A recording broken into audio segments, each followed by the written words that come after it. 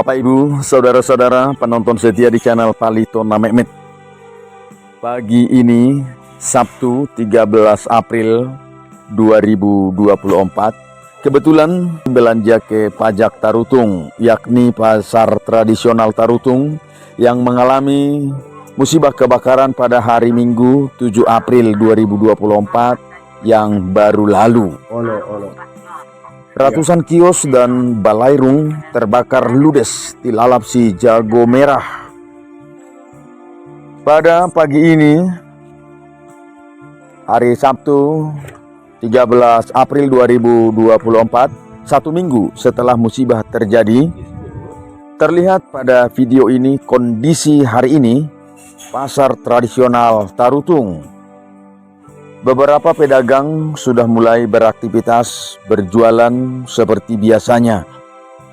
Namun mereka masih hanya menempati kios darurat dengan tenda atau terpal, dan hal ini masih terlihat hanya beberapa pedagang atau beberapa kios.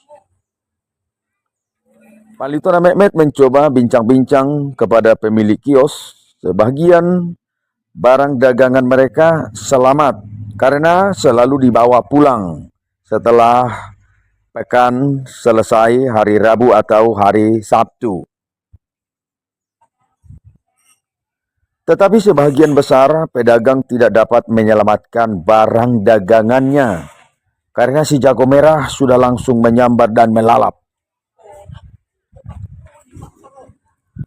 Tetapi yang sedihnya, pemilik kios berupaya menyelamatkan barang-barang dari dalam kios dan memindahkan ke tempat yang dirasa lebih aman. Justru kesempatan orang lain mengambilnya. Lepas dari si jago merah, berpindah tangan ke orang lain. Dalam bahasa Batak, duduk maun madurung dinalitok. Bapak Ibu saudara-saudara, dalam peristiwa musibah kebakaran pasar tradisional Tarutung, informasi yang kita dapatkan sebanyak 256 unit balairung, 198 unit kios, dan 200 unit undung-undung, tempat jualan yang terbuat dari atap plastik atau terpal, beserta isinya ludes. Upaya untuk memadamkan api, 4 unit mobil damkar Pemkab diturunkan, 1 unit mobil water cannon Polres Taput, 1 unit mobil damkar Pemkab Toba, 1 unit mobil damkar Pemkab Humbang Has, dan 1 unit mobil PDAM Tapanuli Utara. Pada hari Jumat kemarin, 11 April 2024, Bupati Tapanuli Utara Nixon Dababan didampingi jajaran instansi terkait meninjau langsung lokasi kebakaran Pajak Tarutung dan menemui para korban.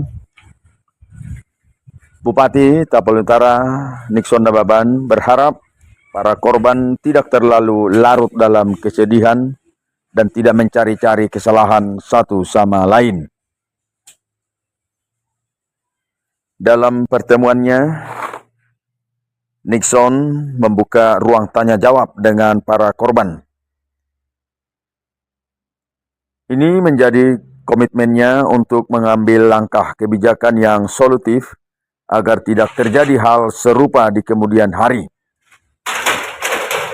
Nixon Dababan sambil menjelaskan salah satu cara yang efektif di depan para korban, Pak Nixon menggambar skema penempatan kios-kios yang lebih tertata secara rapi, termasuk jalan steril damkar, pintu keluar masuk, dan hidran.